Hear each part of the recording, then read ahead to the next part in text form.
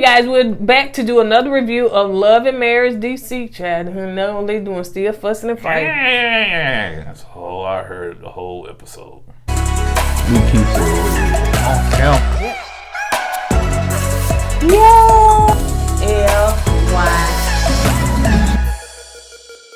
What's up, KOED fan? Welcome back to another video. Courtney and Eddie. I'm Eddie, aka E-Dub. This is my lovely wife, Courtney, also known as Coco. and this is Courtney and Eddie. This channel is all about relationship. It's all about reviews. It's all about entertainment. And tonight, we're gonna be talking about love and marriage in the DC. Yep. So if you're brand new to this channel and you haven't subscribed yet, go ahead and hit that subscribe button down below. If you're watching us on Facebook, make sure you hit like and follow, and on all social media sites, comment down below. Make sure you head on over to our brand store, KOED Wear, which all of that is in the description below, to purchase the tees that we're wearing today. And make sure that you join our Patreon for exclusive content and things we want to talk about that's behind the scenes that we don't share on a public platform. All right, you guys, so let's go ahead and get into it. So it's starting off with child that half a head, honey. Arena and Winter still fussing. And Arena just asked her, is she mentally okay? Well, judging by the head, it's a no for me. And so she said, don't be talking about my husband, all that stuff or whatever. So I don't even know why they even showed this part, because I thought they was finished with this last time. But Arena went in there and she said, your husband is the one that was a scammer and a cheater. Well, don't be talking about my husband. They said, when a girl was fat, it's fat. You talking about her man, she could talk about yours. You the one that brought that to them people, honey. You don't even know them people. You start talking about what your husband did and did not do. So yeah, she has every right to do that. I'm gonna tell that good not to speak on that. What you finna say? The only reason why one of them probably said something. See, one of them didn't think Monique was gonna go back and tell these girls about what they said about it, what she said about her husband. And yeah, do that because you're going to jump in there and all that. Listen, let me tell you something. You ain't Jamie and I ain't Arena. Do not. But yeah, so that's the reason why and Monique didn't think that. So when all this smoke came back to her, she was kind of caught off guard. And she said, man, I should shave my head. Shave the rest of it because they're going to make me lose my hair with all this crap. Arena and Jamie are at the event, and Quick and Ashley come in, Chris and Monique come in, all that stuff. So they congratulate Monique on her, thing. And so anyway, Tasha, as they were sitting down at the table, they started talking about what Winter did. Here we go. Finna talk about this. So Tasha told Monique, said, I think you need to check on your friend. Just check on her just to see how she doing. Arena said, I did check her. I checked her. What you finna say? And Arena knew she said that anyway. And I think either Arena or Ashley saying that the girl with the afro is Team Winter. I think they picked up on that. And that's why they were kind of a little snappy with her. And Tasha said that, not Tasha, Arena said, and I checked on her and I asked her, was her mental health okay? Tasha's like, you don't do that, and you don't say that about nobody, ask them that. That proved to me that she was Team Winner. Yeah. Jamie said, okay, and then he started to grab, No, let me do it. Let me do it. No, sir.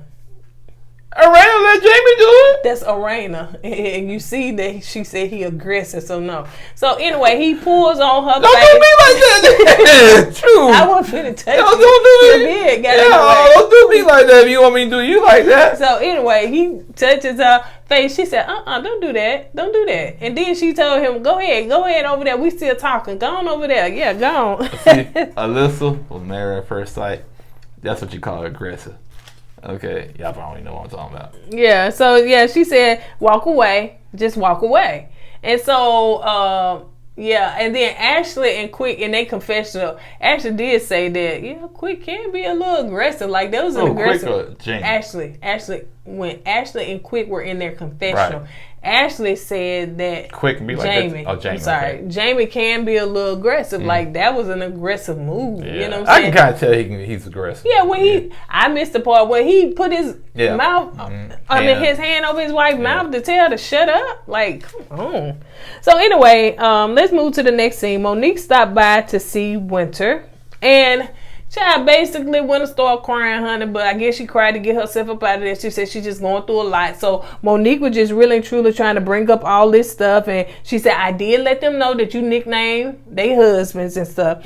And Winter was saying that I'm not sure about our friendship because, you know, you go back and tell, Monique go back and tell the stuff that she told her in confidence. She said they in her confessional and stuff. So anyway, Winter cried and said, I'm just going through a lot right now. So let's move on. So Terry, the intuitive healer, that's what she called, I guess the psychic, coming to Jamie and Arena's house because they want this lady to deep dive more into them personally. You want to say something? So she told Jamie, she started bringing up Jamie's past about his dad and stuff. Yeah, Jamie said his dad was very stern, and that's what Jamie get his aggressiveness from. Because in the streets of DC, you gotta, either when you're young, you're dead or you're in jail. So his dad kind of stayed on him, and so he's kind of made him hard like that. So that's what all that aggressive. Then his mom wasn't there. I don't know what happened to his mom. So yeah, so. But Jamie did cut Arena off in the beginning. He said, hush, let the lady speak and stuff. And she was like, don't tell me to do that. See, that's the stuff right there. He just want to cut me off. Sometimes he answer the phone. I can see him doing that. Hello? And she said, like, he got an attitude. They just crack me up. I don't know. They just funny to me. They could be adding on because they TikTok famous. So maybe they doing some little acting in there. I didn't think about that. I just dawned on them. Maybe they doing a little acting there because they is a little funny. So, so let's see.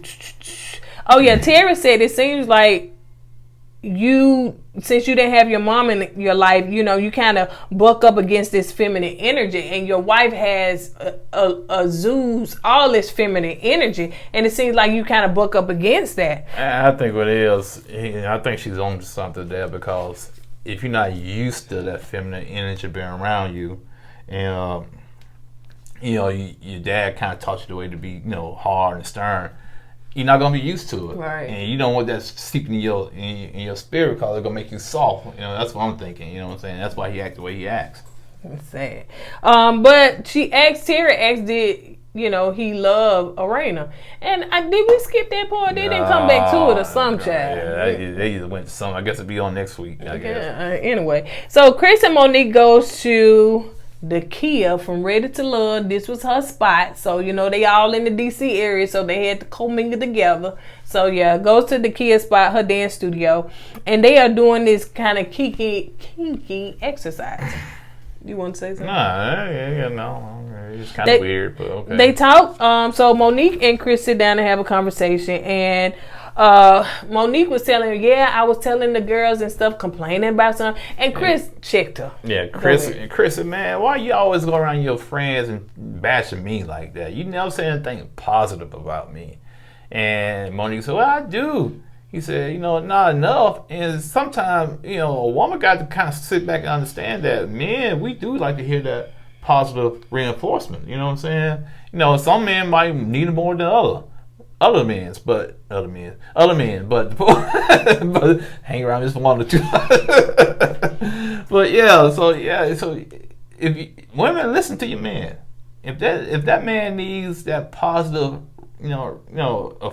positive, reinforcement, it's something.